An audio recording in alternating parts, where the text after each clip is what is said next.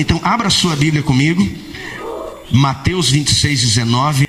Então os discípulos de Jesus fizeram como Jesus havia instruído e ali prepararam a refeição da Páscoa. Ao anoitecer, Jesus estava à mesa com os 12 discípulos e enquanto comiam ele disse: eu os declaro a verdade, um de vocês vai me trair. Enquanto comiam, muito aflitos, eles protestaram um após o outro: certamente não serei eu. E o outro questionava: sou eu, Jesus? E Jesus respondeu: um de vocês que acabou de comer da mesma tigela comigo vai me trair. O Filho do Homem deve morrer, como as Escrituras declararam há muito tempo. Mas que terrível será para aquele que o trair. Para esse homem seria melhor não ter nascido. Judas, aquele que o trairia, também disse: certamente não serei eu, Rabi. Porém Jesus lhe respondeu: é você. Em algumas versões diz: é como você diz. Enquanto comiam, então Jesus tomou o pão, abençoou, em seguida partiu em pedaços e deu aos discípulos, dizendo: tomem, comam, porque este é o meu corpo. O foco de hoje é nós entendermos um pouco a vida de Judas. Judas, ele foi separado como um dos 12 apóstolos de Jesus. Ele foi em meio a uma grande multidão que se aproximava de Jesus, ele foi trazido para perto. Ele não ficou, pastor Anéia, entre os 70 que também eram discípulos, mas ele foi trazido, Maurício, para o núcleo mais pessoal, mais íntimo, que nós vamos conhecer, Bruno, como os apóstolos. Deste núcleo nós vamos encontrar 3 que se aproximaram mais de Jesus: Pedro, Tiago e João. Judas não fazia parte deste núcleo dos 3, mas ele tinha uma posição, Patrícia, de confiança ímpar e diferente de todos os outros. Por quê, Murilo? Ele se tornou tesoureiro, ele se tornou o responsável pelas finanças daquele ministério e daquele grupo. Ou seja, Judas era um cara de extrema confiança, porque você não deixa teu dinheiro com gente que você desconfia. Judas, Miriam, experimenta milagres na sua própria vida quando ele está com Jesus em uma das viagens a Gadara, e eles enfrentam uma tempestade e Jesus acalma aquela tempestade com 2 palavras de ordem: aquieta-te vento, acalma-te mar. E a Bíblia diz que houve calmaria, houve bonança. Judas estava lá. Judas, ele também experimentou milagres a partir dele na vida dos outros. Quando Jesus envia os 70 discípulos, Guilherme, de 2 em 2 para pregar o evangelho, a Bíblia diz que eles voltaram maravilhados porque pessoas foram libertas, curadas e transformadas. E Judas, ele também foi esse instrumento. Judas, ele participa de milagres sendo testemunha ocular, como a mulher do fluxo de sangue, 12 anos tendo hemorragias, curada instantaneamente. Provavelmente Judas estava na porta da casa de Jairo quando sua filha ressuscitou. É muito provável que Judas também viu Lázaro saindo da tumba depois de 4 dias morto, também ressuscitado. Judas, ele participa do milagre dos pães e dos peixes, da multiplicação, onde quase 20.000 pessoas comem de 5 pães e 2 peixes. Das mãos dele os pães foram multiplicados, das mãos dele os peixes são multiplicados. Ou seja, Judas, ele é um cara que vive experiências sobrenaturais, e mesmo assim ele traiu Jesus. Isso me ensina que existem pessoas, William, que podem ter vivido experiências extraordinárias com Deus e que em algum momento elas podem deixá-lo. Judas, ele é discipulado por Jesus. São 3 anos que ele é conhecido como aluno, chama Jesus de Rabi, Rabino, mestre, Gisele.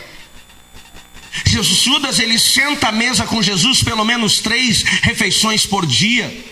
Ele estava no ambiente mais profético que alguém poderia experimentar. Nem Moisés, nem Elias, nem Isaías, nem Samuel estiveram em um ambiente tão poderoso de milagres como Judas teve, mas mesmo assim ele traiu Jesus.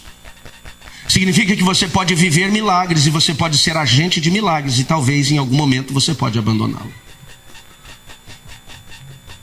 Judas, ele teve os melhores ensinos sobre vida cristã que alguém, Edneia, pode ter. Não era sobre uma pessoa que conhecia muito, era sobre alguém que conhecia tudo. Tudo que alguém poderia conhecer do reino dos céus era Jesus, porque ele criou os céus e a terra, e Judas foi preparado, ensinado e capacitado por ele. Mesmo assim, Judas traiu Jesus.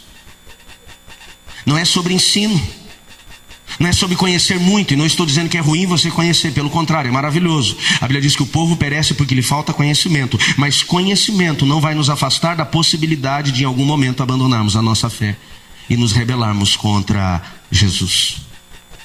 Judas, ele tinha tudo, preste atenção nisso. Judas, ele tinha tudo que alguém precisava ter para ser e viver o extraordinário na sua vida espiritual e ministerial, e mesmo assim ele traiu seu mestre. A traição de Judas não acontece neste momento em que Jesus está na ceia.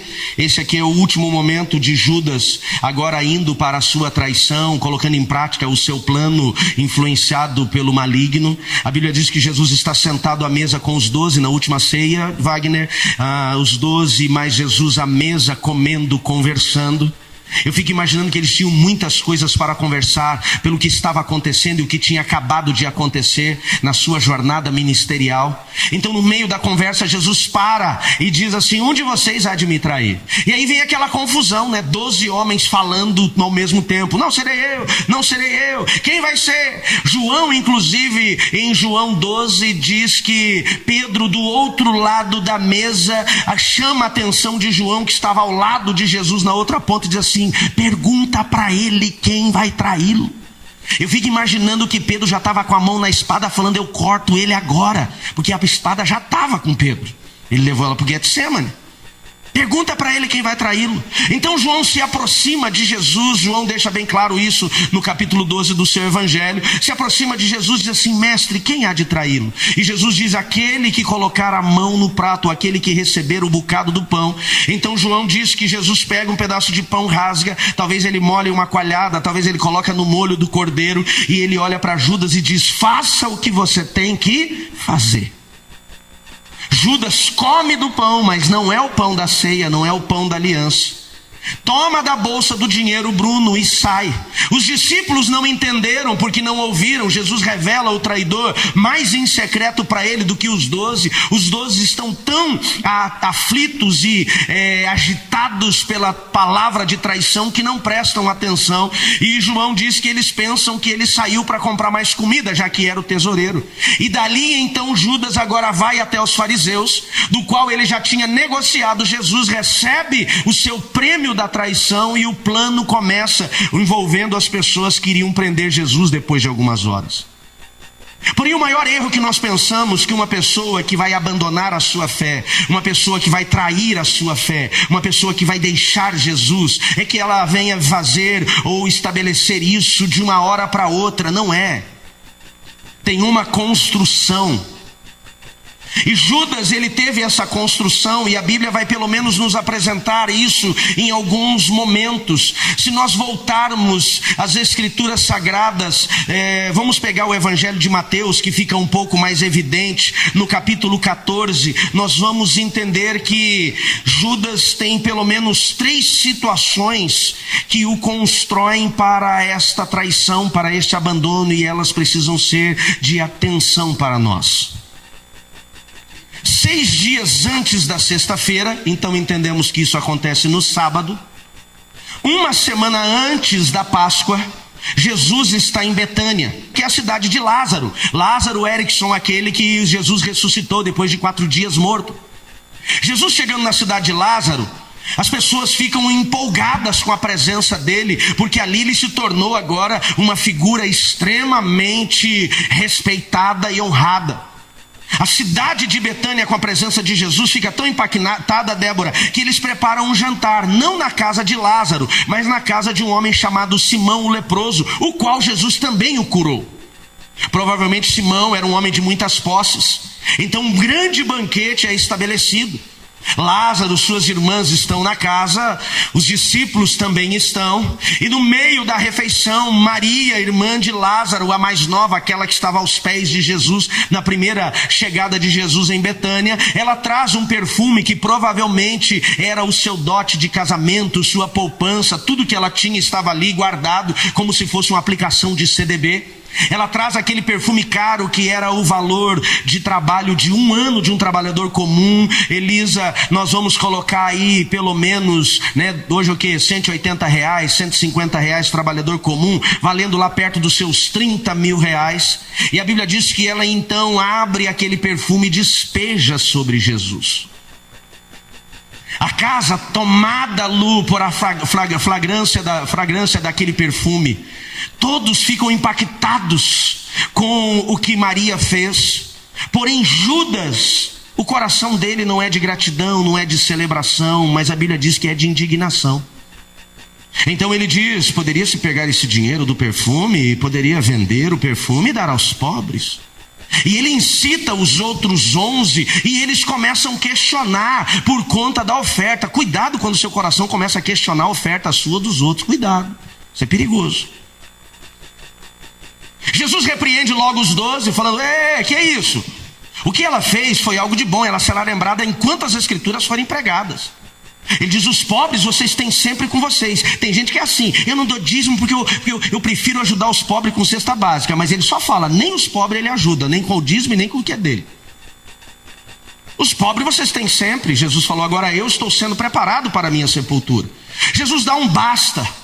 Mas a Bíblia diz que aquela indignação ela continua no coração de Judas. E eu acredito que antes desse dia Judas já estava maquinando. Mas aqui começa a evidência do seu coração frustrado, insatisfeito com a forma que Jesus estava liderando. Nem Jesus agradou na sua liderança. Por que às vezes nós pensamos que vamos agradar? Não, isso não é uma resposta para você ser incompetente e falho. Mas nem Jesus agradou na sua liderança. Ali, Judas abre a porta do seu coração para que Satanás venha comprometê-lo, venha corrompê-lo. Jesus, depois de ungido, sai de Betânia. Isso é um sábado. O jantar, tarde da noite, provavelmente Jesus sai dali. Domingo pela manhã bem cedo, Jesus sai de Betânia e vai até Jerusalém, alguns quilômetros apenas. Quando o povo de Jerusalém fica sabendo que Jesus está a caminho, eles se preparam para recebê-lo, por conta de tudo que ele tinha feito em 3 anos, e principalmente o que mais impactava era a ressurreição de Lázaro. E a mesma recepção, ou parecida à recepção que Jesus teve em Betânia, o povo de Jerusalém também tenta fazê-lo. Então Jesus entra sentado em um jumentinho, que nós conhecemos no catolicismo como o Domingo de Ramos. Ramos são colocados no chão, os mantos são tirados, e quando Jesus entra na cidade de Jerusalém, as pessoas começam a dizer Hosana, Hosana, reconhecendo a sua messianidade, reconhecendo o seu papel divino. Dá uma glória a Deus por isso. Judas está junto com o grupo, ele chega junto com Jesus e os seus discípulos em Jerusalém. Ele vê toda aquela recepção para Jesus, mas o coração dele agora já está contaminado, ele já está comprometido.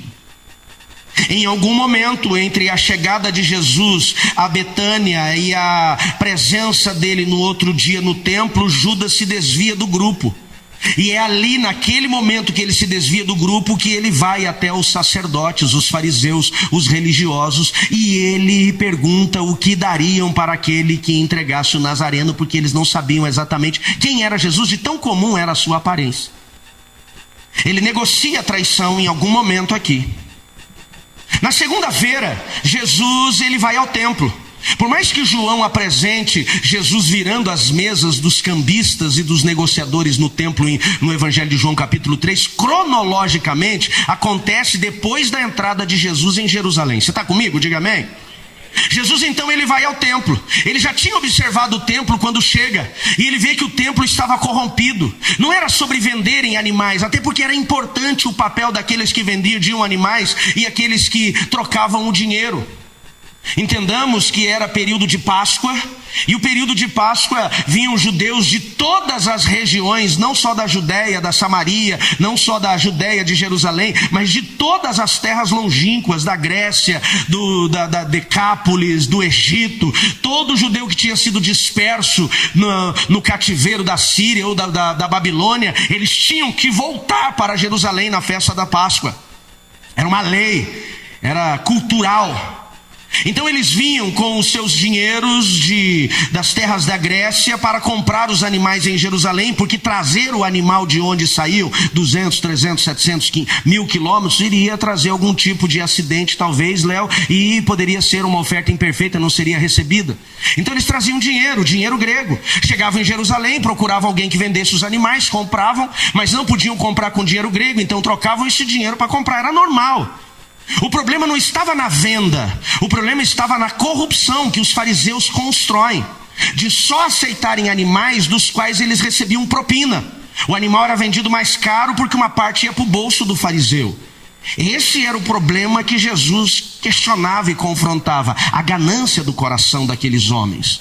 Eles não desenvolviam a sua caminhada, a sua jornada de liderança de fé, porque amavam o povo, amavam o reino de Deus. Eles amavam o lucro. Quem está aqui comigo, diga amém. Cuidado com evangelhos, com o evangelho mercador, o evangelho que te cobra. Cuidado com os profetas do Pix. Cuidado com isso, gente. Isso é coisa do diabo, não é coisa de Deus, não. Isso é religiosidade. Aonde que você tem que mandar um Pix para receber uma revelação? Isso é coisa de cartomante.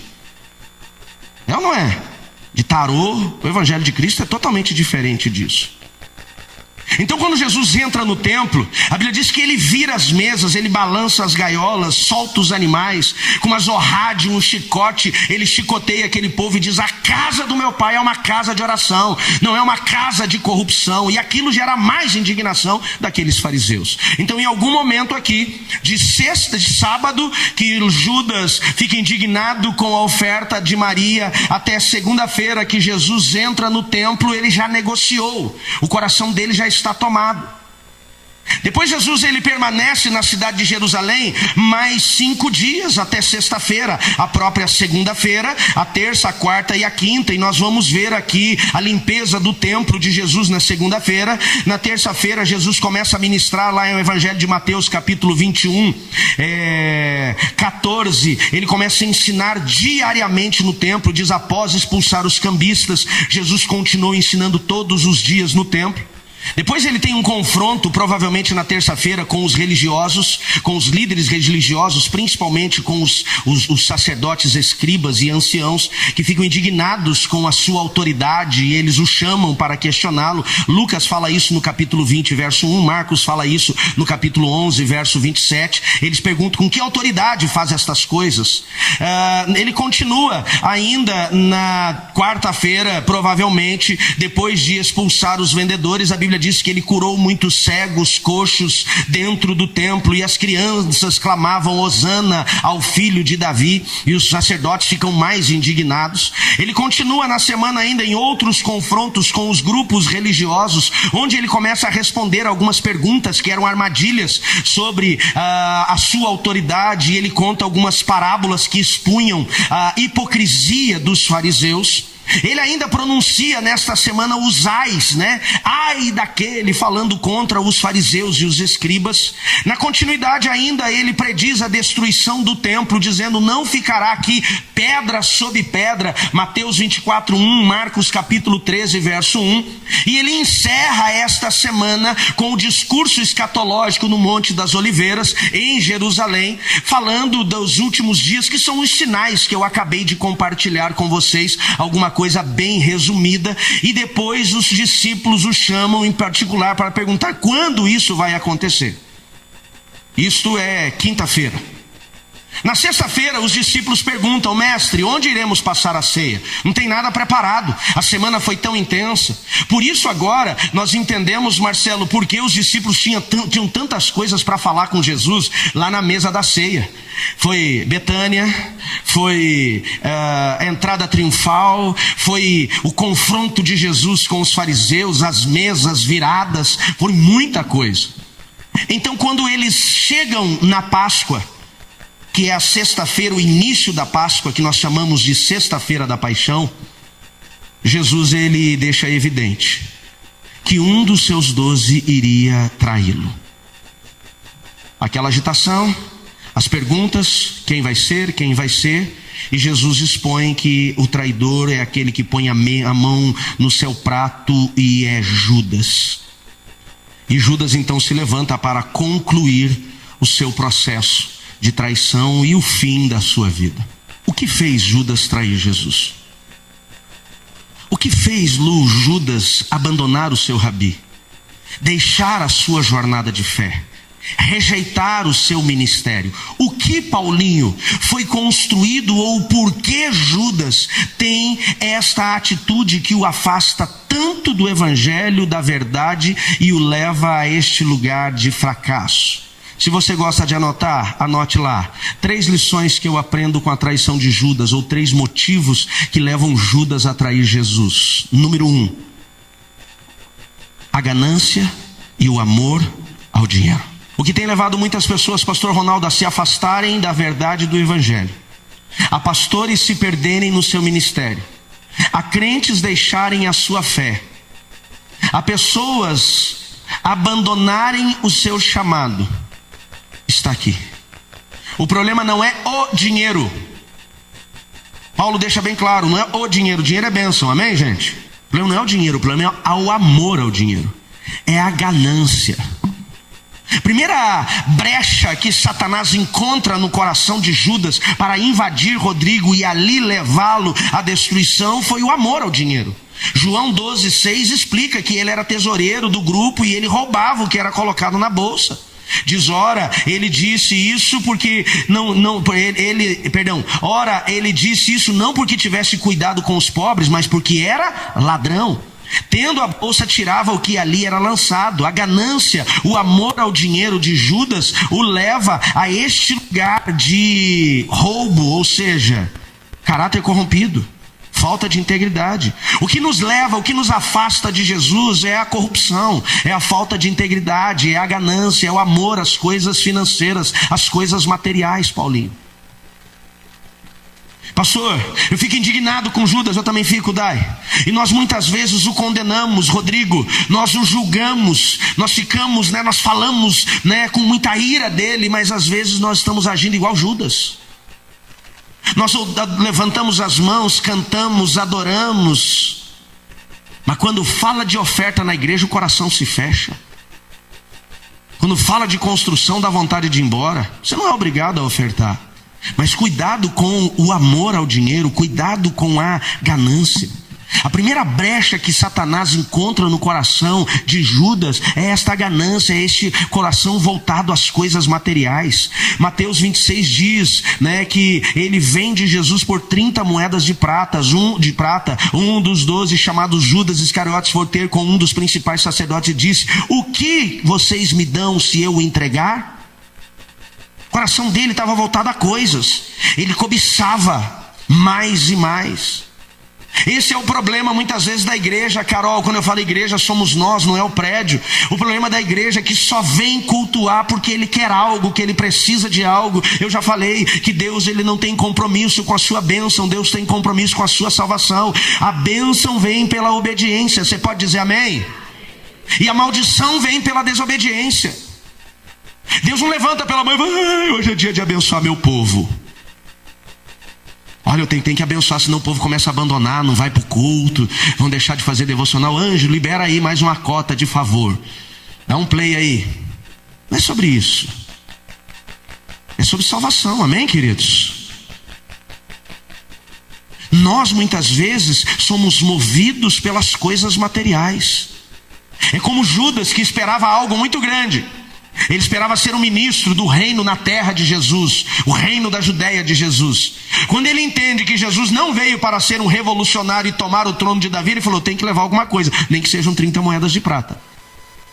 É quando eu venho para a casa do Senhor só com a expectativa de receber algo, e se eu não recebo, então eu não venho mais. É quando eu oro só quando eu preciso. Quantos de nós, por favor, coloque amor nas minhas palavras, mas quantos de nós só buscamos a Deus em oração em nossa casa quando a casa cai, quando aperta? Aí a gente lembra de dobrar o joelho, a gente lembra de orar, a gente começa a fazer devocional. Quando tudo está bem, Davi, a gente não tem problema. Tem crente que pensa que a oração é só para pedir, Alberto. É o verdadeiro crente danoninho. Não vou nem cantar música que você já sabe. Ele só quer, me dá e me dá. Orar não é sobre receber. Pastor, mas é que eu tenho necessidade. Eu e você temos, eu também tenho. Mas a nossa necessidade não vai ser suprida só quando nós buscamos Ele em oração. Até porque a oração não é para isso. Pastor, mas a Bíblia diz que a gente pedir vai receber. Mas a oração não é só para pedir. No entanto que ele diz, vocês não recebem porque pedem mal, errado. Como é que eu posso ser visitado pelo favor de Deus? Quando eu busco o reino, o governo. Buscai em primeiro lugar o reino de Deus e a sua justiça, e as demais coisas vos serão acrescentados. Quer ser abençoado? Duas coisas: obedeça a princípios e busque o governo de Deus. As demais coisas serão acrescentadas. Não busque a Deus só pela ganância, porque infelizmente este foi o erro de Judas. Quando o nosso coração está mais nas coisas materiais do que nas coisas espirituais, quando nós olhamos mais no que Deus pode nos dar do que do relacionamento com Ele, quando nosso coração se torna mais movido pelo dinheiro e amamos mais o dinheiro do que a Deus, aí nós estamos no coração de Judas. Cuidado. O erro inicial de Judas, a brecha da entrada do maligno, foi colocar o coração nas 30 moedas de prata. Foi colocar o coração no dinheiro que ele roubava. Foi perder a integridade por coisas. Pastor, mas você não sabe quantas necessidades eu tenho. Busque mais o reino. Pastor, você não sabe quanto eu tenho passado por dificuldade. Obedeça mais os princípios. Não existe maldição que te alcance se você for obediente. Que a maldição ela vem pela desobediência. E não existe bênção que fuja de você se você for obediente. Muda todo o nosso conceito. Quem está entendendo, diga amém. Muda tudo. Muda tudo. Segundo erro de Judas foi a sua decepção com a missão que ele encontrou com Jesus. A decepção com Jesus na sua missão, melhor dizendo. Segundo erro. O primeiro foi a ganância. E a ganância leva ele a perder a integridade. A segunda foi a sua decepção com a missão. O que Judas esperava? Judas esperava que Jesus fosse o novo Davi. Um rei tão poderoso como Davi. E ele, sendo um dos 12, seria um dos ministros de Jesus. Seria um dos governantes de Israel. Ele tinha, Léo, essa expectativa. Quando Jesus vai deixando cada vez mais claro, e na entrada de Jesus em Jerusalém, aliás, na entrada de Jesus no templo, quando ele vira a mesa, fica muito claro que Jesus não seria aceito pelos religiosos. Não seria o governo que ele esperava. Então Judas fala, acabou o que eu esperava, então estou indo embora, acabou. Eu tenho que tirar proveito de uma outra forma. Ou seja, ele fica desapontado. É explícito que ele fica desapontado porque Jesus não estava correspondendo com as suas expectativas políticas. Ele esperava um Jesus poderoso, e aí Jesus lava os pés. Ele esperava um Jesus de autoridade, e aí Jesus diz que quer ser o maior, sirva.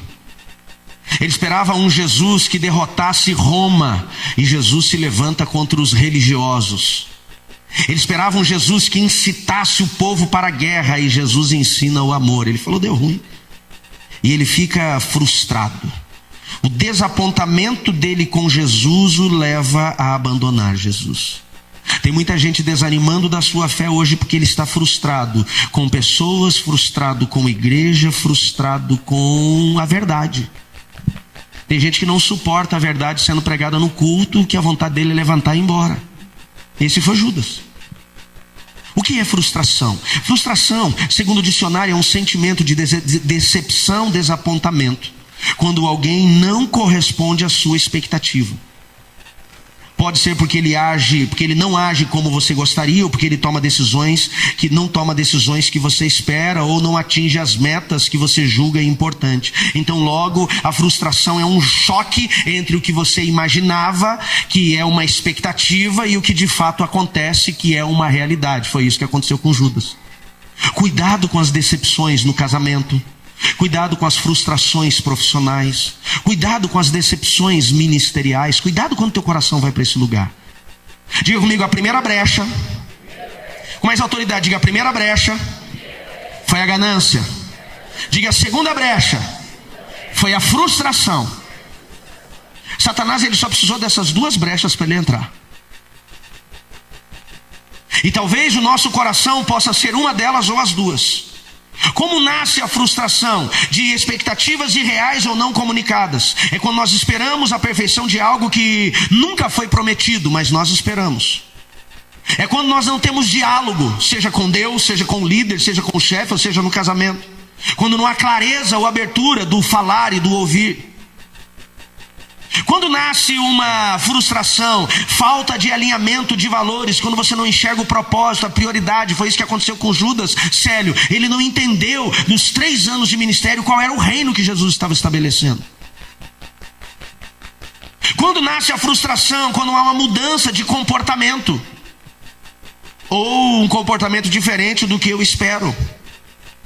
Quando nasce uma frustração, quando as promessas que eu tenho expectativa, elas não acontecem. Quando as decisões muitas vezes são impopulares ao meu coração, ali nasce a frustração. E qual é o problema de muitas pessoas, Fran, que estão insatisfeitas, frustradas? Ele não senta ao gosto e abre o seu coração dizendo assim: Rogério, eu esperava isso, por que não aconteceu? Pastor, mas Jesus sabia do coração de Judas, Jesus estava ministrando Judas o tempo todo. O problema é que ele nunca falou da sua frustração.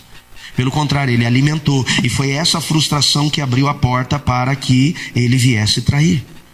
A frustração gera a insatisfação, é assim que ela cresce. A frustração não tratada gera insatisfação, essa insatisfação se transforma em ressentimento.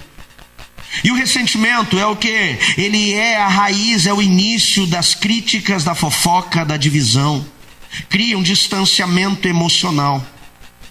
Então nós começamos cada vez nos afastar mais, até vir a rebelião velada.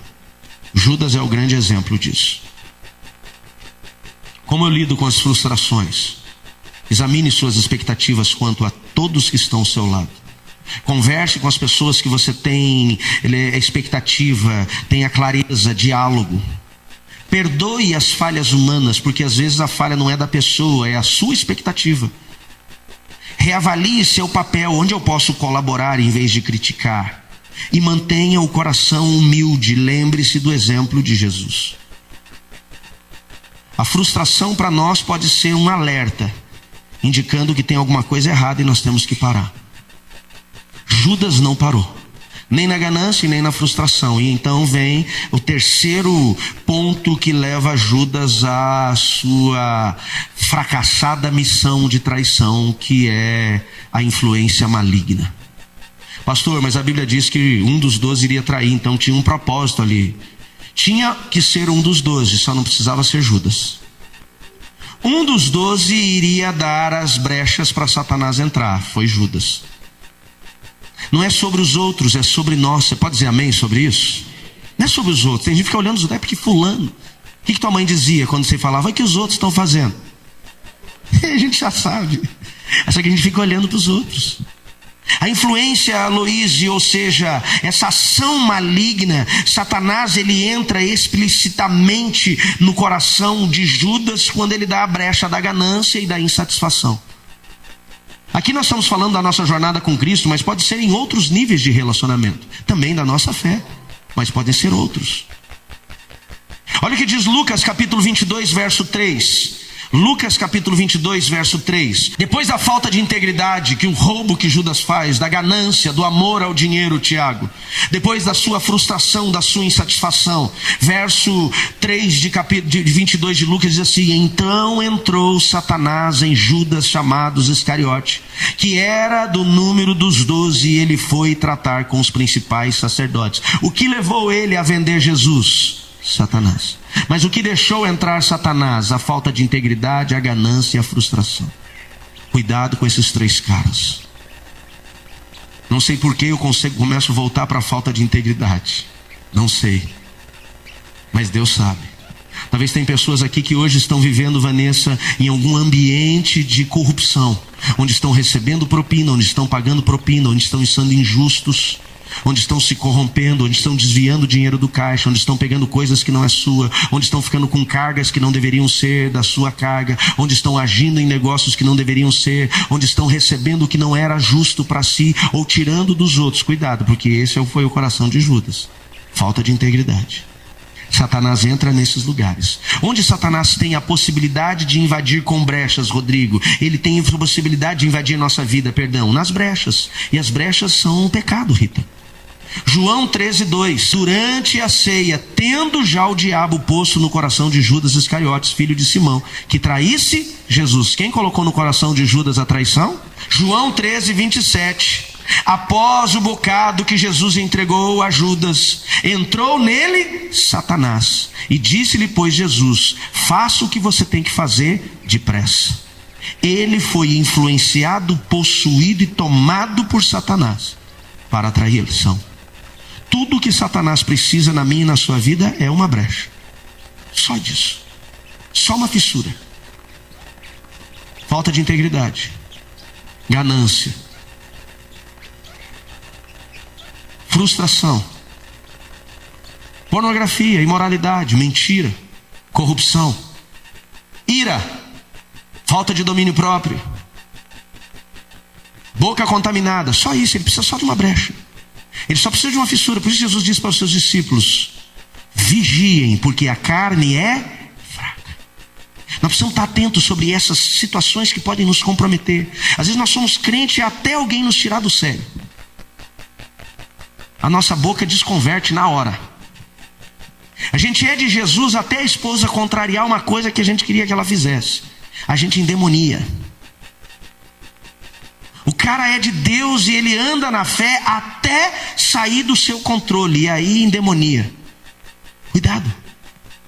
Ele é de Jesus até ele ficar sozinho com o aparelho celular no banheiro. Ele declara Jesus como seu Senhor e tem um adesivo no carro dizendo propriedade de Jesus, até o cliente te apresentar o dinheiro. E para receber aquele dinheiro, ele não importa se ele vai ter que mentir, se ele vai ter que enganar. O que ele precisa é ganhar a comissão. Cuidado. Isso é perigoso demais. E ali vem a traição. Judas então ele sai, voltando agora à mesa dos 12.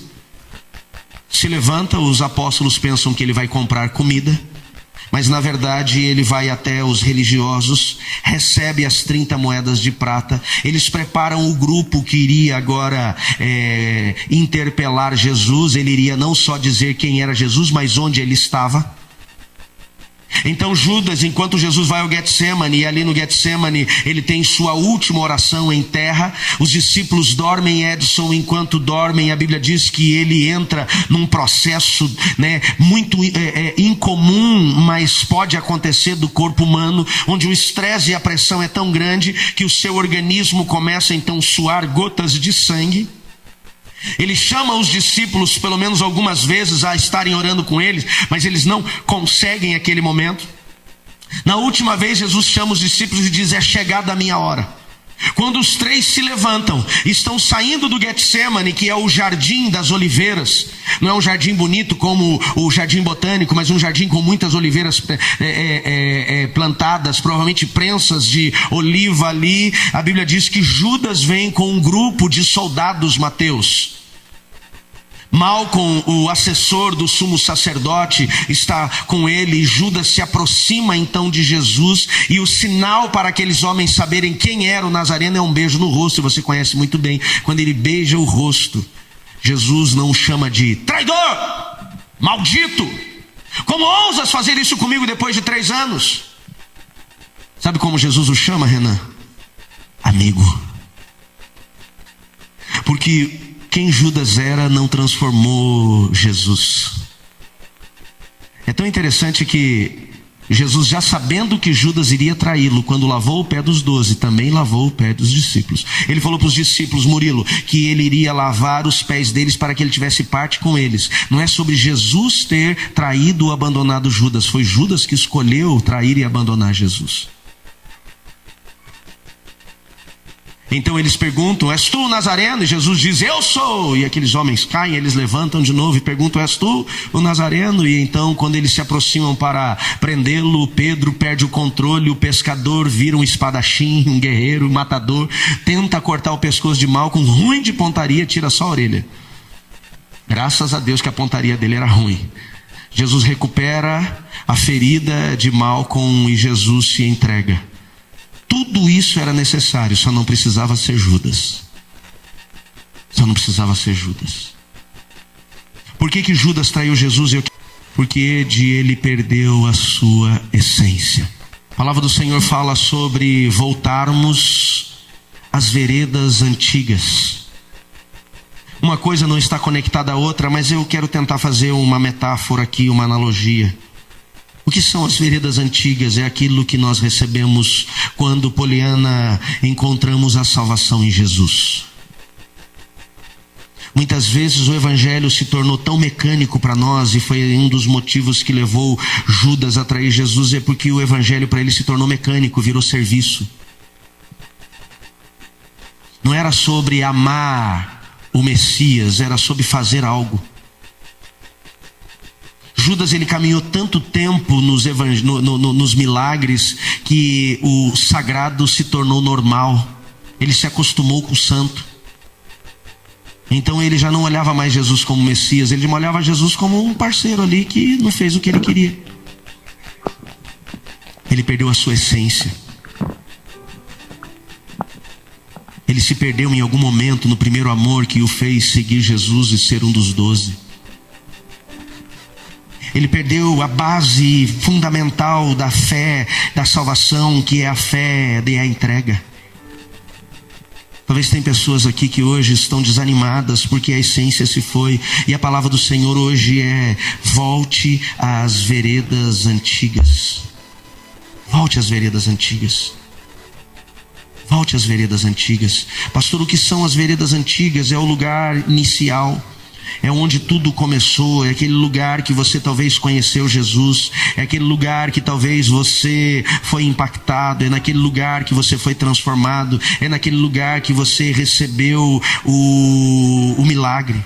Jeremias 6,16 diz assim a palavra: assim diz o Senhor, ponde vós, ou coloquem vocês nos caminhos e vede, perguntem pelas veredas antigas, qual é o bom caminho, e andem por ele, e achareis descanso para a vossa alma. Mas eles dizem: não andaremos. Ele diz: escolham o caminho certo. Voltem para os caminhos antigos, voltem para a essência. Sim, diz o Senhor. Parem nas encruzilhadas e olhem ao redor, e perguntem qual é o caminho antigo. Ele falou: pare na esquina. Por quê? Porque muitos estão em dúvidas, muitos estão questionando qual caminho trilhar. Ele falou: pare nas esquinas e perguntem qual é o caminho antigo, qual é o bom caminho. Coloca o 17. Ouça toda a terra, andem por ele, e então vocês encontrarão descanso para a sua alma. Andem por esse caminho da essência, das veredas antigas, do início de tudo. Para alguns isso representa voltar ao primeiro amor.